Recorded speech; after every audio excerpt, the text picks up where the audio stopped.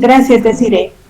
Bueno, agradecerles chicos por su paciencia. Esta tarde defiende uno de mis tutoreados su tesis y estaba él pobre en correteos de firmas y todo. Tuve que ir a la U y ver su predefensa. La defensa es virtual, pero vimos su predefensa y firmar algunos documentos y por eso me tardé. Pero bueno, nos falta muy poco para concluir. Como de costumbre, ¿quién nos hace el resumen de la clase anterior? A muy grandes rasgos, chicos.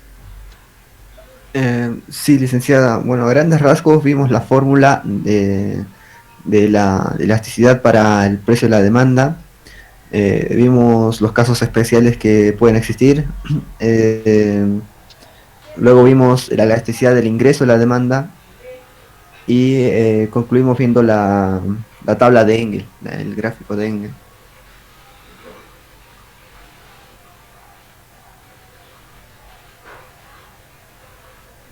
Llegamos hasta ahí, ¿no es cierto? En la gráfica de Engel que nos refleja, nos muestra el comportamiento que tiene el ingreso cuando la variable, perdón, el comportamiento que tiene la cantidad demandada cuando la variable ingreso se altera, se modifica, etcétera.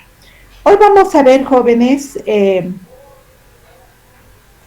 la última variable para la demanda, que es la elasticidad cruzada de la demanda. Reitero una vez más, la estructura, la metodología que se aplica para las elasticidades es la misma. Si ustedes se fijan, que enseguida vamos a explicar esta expresión donde está contenido el concepto de elasticidad cruzada de la demanda y la fórmula para determinar ese coeficiente de elasticidad, técnicamente es la misma que ya vimos en las dos anteriores elasticidades. ¿Qué es lo que está variando comparando con las otras elasticidades? P sub Y. Nuestra primera elasticidad era P sub X, es decir, el precio del bien considerado. La última elasticidad que vimos la clase anterior era Y, es decir, el ingreso del consumidor. Y ahora es el precio de otro bien. P sub Y, P sub Z, P sub W, P sub algo que no es P sub X, es decir, otro bien que vamos a ver qué pasa o qué relación tiene con nuestro bien. Entonces, este coeficiente de elasticidad cruzada de la demanda mide la variación porcentual de la cantidad demandada de X en respuesta a la variación porcentual de su precio. He expresado en una fórmula, la tienen acá y reitero nuevamente, es P sub X P sub Y en vez de las anteriores variables que vimos para las otras elasticidades. Dependiendo del resultado que nosotros vayamos a obtener de este coeficiente, podemos ver la relación que existe entre la elasticidad cruzada del bien X por el bien Y o por cualquier otro bien. Si este valor es positivo, la relación entre esos dos bienes, es decir, X y Y, es que son bienes sustitutos. Si por el contrario es negativo, son complementarios y finalmente si es cero, son independientes. Vamos a trabajar con unos datos que están expresados en la tabla en la parte derecha. Antes de explicar qué pasa con la tabla, quisiera que me identifiquen cuántos bienes existen actualmente, según la tabla. Dentro de su vivienda. 6.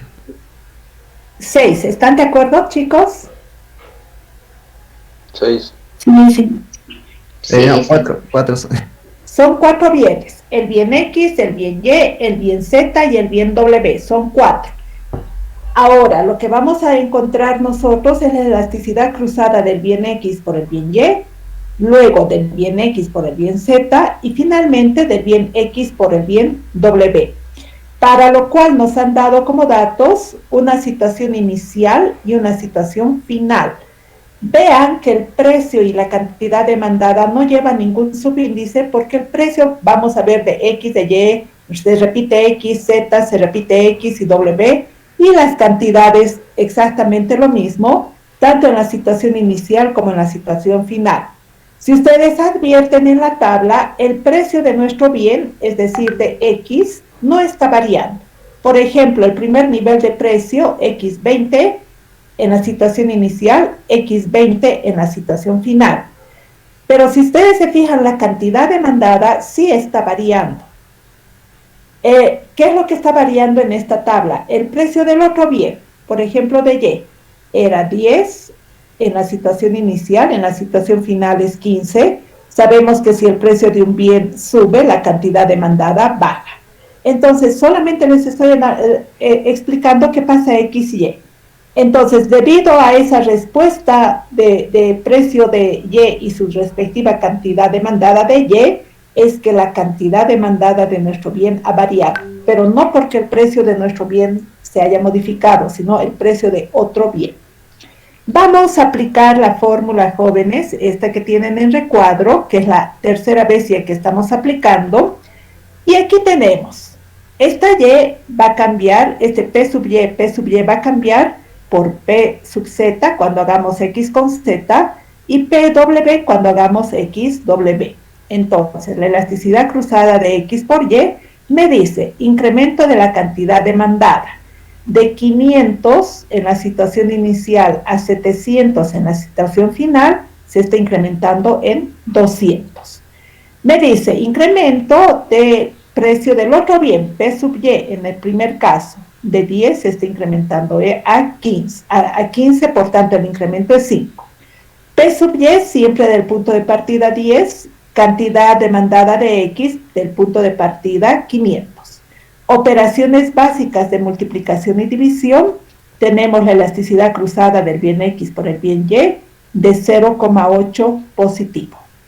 Bajo el mismo criterio aplicamos para determinar la elasticidad cruzada del bien X por el bien Z, es decir, estos dos puntos en la tabla, ¿no es cierto?, al medio. Bajo exactamente el mismo criterio, tomando en cuenta el signo, y tenemos un coeficiente de menos 1,2. Y exactamente bajo el mismo criterio determinamos la elasticidad cruzada del bien X por el bien W, es decir, las dos últimas líneas, y tenemos una elasticidad cruzada de 0. ¿Tienen preguntas de la forma de obtención de este coeficiente, jóvenes?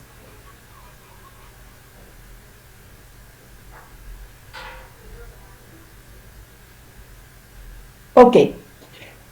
En la tabla podemos ver que según el coeficiente de elasticidad cruzada de X y Y tenemos un valor positivo. Ya habíamos dicho anteriormente, si es positivo son sustitutos. Podemos afirmar que la relación que existe entre X y Y es que son sustitutos. Vamos a imaginar que nuestro bien son salchipapas. ¿Cuál será un bien sustituto de la salchipapa? Una hamburguesa. Perfecto. Entonces, aquí lo que se está modificando es el precio de la hamburguesa, en este caso sustituto por el valor que hemos encontrado. Si el precio de la hamburguesa sube, la cantidad demandada de hamburguesa baja y nuestro bien aumenta, ¿no? Entonces, cuando tenemos un efecto diferente, es que son sustitutos. Podría haber sido lo contrario, podría haber sido que el precio baje, la cantidad demandada del bien Y subía y nuestra cantidad bajaba. Es decir, cuando tenemos el sentido inverso en la cantidad demandada, es que son bienes sustitutos. ¿Cuál sería el complementario de nuestro bien? ¿Cuál era nuestro bien, chicos? Una salchipapa. Una salchipapa. La salchipapa, creo que estoy de hambre. Una salchipapa. ¿Cuál será un complementario de la salchipapa?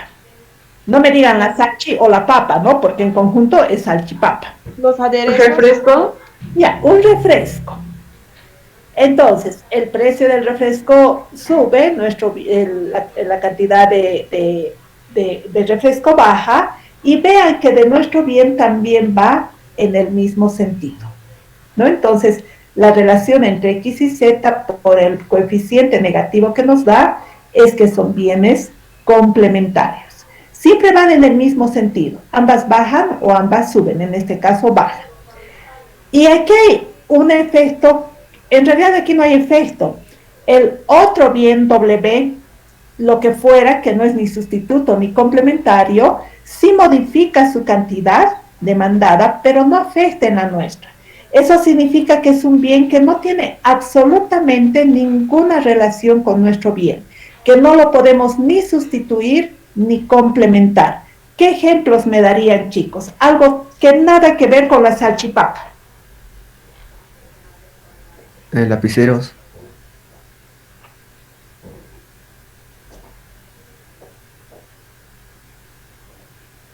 ¿Ya está bien? Algún otro ejemplo, jóvenes?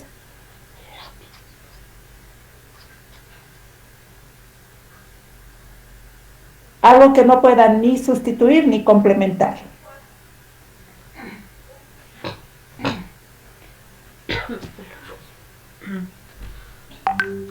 Ropa. ¿Ya?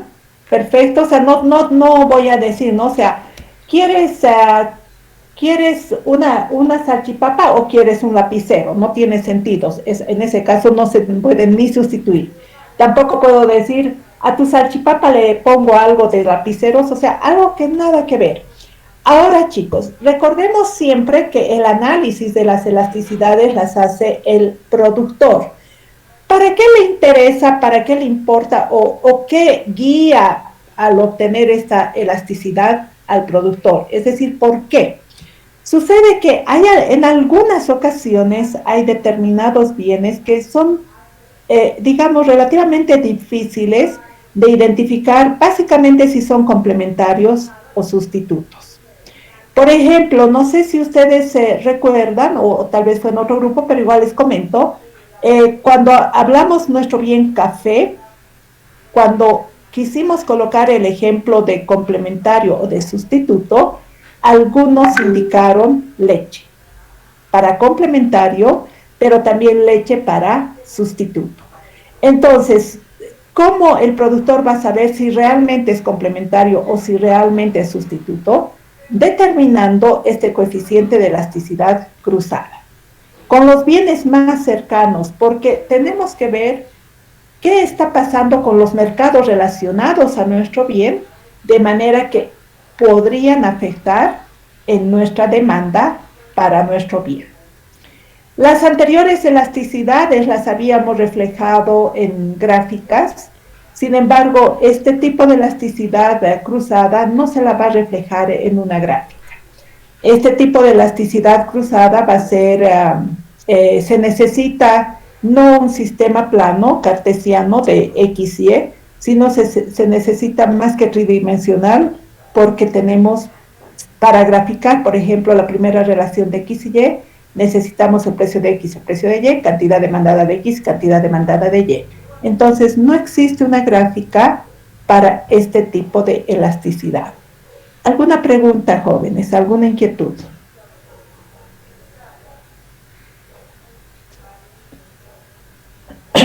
Ok, con esto concluimos las elasticidades de la demanda. Recordemos esta diapositiva, la vimos el primer día cuando analizamos la elasticidad precio de la oferta y tenemos nosotros nuestra función de oferta con todas las variables que afectan a la oferta. Y las últimas tres variables, recordemos, las habíamos considerado como una variable ceteris paribus. Había indicado en esa oportunidad que solamente existe una elasticidad para la oferta y es la elasticidad precio de la oferta relacionando con el precio del bien considerado. Se va a nombrar como de costumbre con la letra E de elasticidad y esta vez un subíndice S que me va a reflejar a la oferta. No existe, jóvenes, elasticidad costos de producción, no existe elasticidad tecnología, tampoco existe elasticidad impuestos. No es que nos estamos saltando, nos estamos olvidando, no, simplemente no existe. Si nosotros vemos la forma metodológica de expresar este coeficiente, nuevamente es metodológicamente lo mismo que hemos visto en las otras tres elasticidades. ¿Qué estará variando básicamente en este coeficiente, jóvenes? Comparando, por ejemplo, con la elasticidad precio de la demanda, ¿qué estará variando? En lugar de que sea la cantidad demandada de X, es cantidad ofertada de X. Perfecto, muy bien. En vez de que sea QD, es la primera elasticidad que vimos, ahora es QS porque estamos hablando de la oferta. Y en la tabla que tienen ahí, que es la del ejercicio que realizamos y la que también hemos utilizado para el equilibrio de mercado, nosotros podemos determinar la elasticidad de A a B, de B a C, de C a D y así sucesivamente, que es lo que se va a hacer en este caso. Podemos también considerar la elasticidad entre puntos más alejados de B hasta H, de abajo para arriba o de arriba para abajo. Habíamos indicado que esta elasticidad arco, cuando toma puntos que son muy distantes, encontramos un número, un valor, un coeficiente, pero ese coeficiente no es relevante, no es significativo, no, en última instancia no nos dice nada. Es un número, pero que no nos dice nada. Y cuanto más cerca estén esos puntos para aplicar esta elasticidad, el valor que encontremos es mucho más significativo y representativo. Tenemos la misma clasificación que en la elasticidad precio de la demanda e indicamos que si este coeficiente va a ser mayor a la unidad, estamos hablando de una oferta elástica, igual a la unidad unitariamente elástica y menor a la unidad inelástica. Siempre vamos a tener un valor positivo, a diferencia de la elasticidad precio de la demanda, porque la relación de incremento o decremento es la misma para ambas, es decir, tienen una relación directa y ambas suben o caso contrario, ambas bajan. Y al final, en última instancia, ¿qué es esta elasticidad precio de la oferta? Como todas las elasticidades, su definición está aquí arribita. Este coeficiente expresa o mide la variación porcentual de la cantidad ofrecida del bien X en respuesta a la variación porcentual del precio. Si ustedes se fijan, jóvenes, metodológicamente es lo mismo y para la interpretación es muy similar a lo que es la elasticidad precio de la demanda. Recordemos que en el tema anterior tuvimos dos tablas para la oferta. Esta primera tabla, que es del ejercicio mismo de la oferta y que la hemos aplicado en el primer nivel de equilibrio, y esta segunda tabla, que es la que se ha obtenido en el cambio de equilibrio, en el segundo cambio de equilibrio que realizamos en el tema anterior. En todo caso, esto les voy a dejar para que ustedes practiquen y me determinen las elasticidades para cada una de estas tablas. Gráficamente, ¿qué es lo que estaríamos representando? La elasticidad de A a B, de B a C, de C a D y así sucesivamente para una de las tablas y lo mismo para la otra tabla. Finalmente, para cerrar la elasticidad precio de la oferta y el tema de elasticidades, vamos a ver básicamente dos casos especiales para la elasticidad. Una que está reflejada por una recta de oferta totalmente vertical fija en una cantidad ofrecida u ofertada, y aquí lo que puede variar es el precio. Puede subir, como es el caso de este ejemplo, pero también podría bajar, pero la cantidad permanece inalterable. Este tipo de oferta se denomina totalmente inelástica, absolutamente inelástica. En algunos textos simplemente le dicen inelástica. Todo lo contrario, una recta de oferta horizontal fija en un precio, lo que puede variar es la cantidad ofrecida u ofertada. En este ejemplo está aumentando, pero podría subir. El precio se mantiene inalterable. Este tipo de oferta se denomina totalmente elástica o absolutamente elástica o simplemente elástica. Cuando nosotros tratamos de ver qué tipo de bienes podrían estar englobados en estos dos casos especiales, en el primer caso vendrían a ser aquellos bienes cuyo nivel de producción no puede variar, por más que querramos aumentar o disminuir, no puede variar en un proceso de producción. Por ejemplo, los productos agrícolas. Si, por ejemplo, mañana que es miércoles nos va bien y hemos acabado nuestra papa, no es que vamos a ir corriendo a nuestro terreno, vamos a preparar el terreno, vamos a sembrar y luego cosechar en 3 días. No, hay un calendario que se debe respetar. En este otro tipo de demanda, donde sí se puede modificar la cantidad, son bienes que pueden responder rápidamente para aumentar o disminuir su producción en el mercado. Por ejemplo, si tengo mi carrito sanguchero, eh, ya, no sé qué, hamburguesas, por ejemplo, mi carrito sanguchero, y salgo en las noches a vender y esta noche me va muy bien, mañana puedo aumentar tranquilamente mi nivel de producción. No es como el caso de productos agrícolas que pusimos como ejemplo la papa, que tengo que esperar, preparar el terreno, cosechar, regar, arar y qué sé yo, hasta por último tener la producción. Y éxito sería todo, chicos. Preguntas de este tema.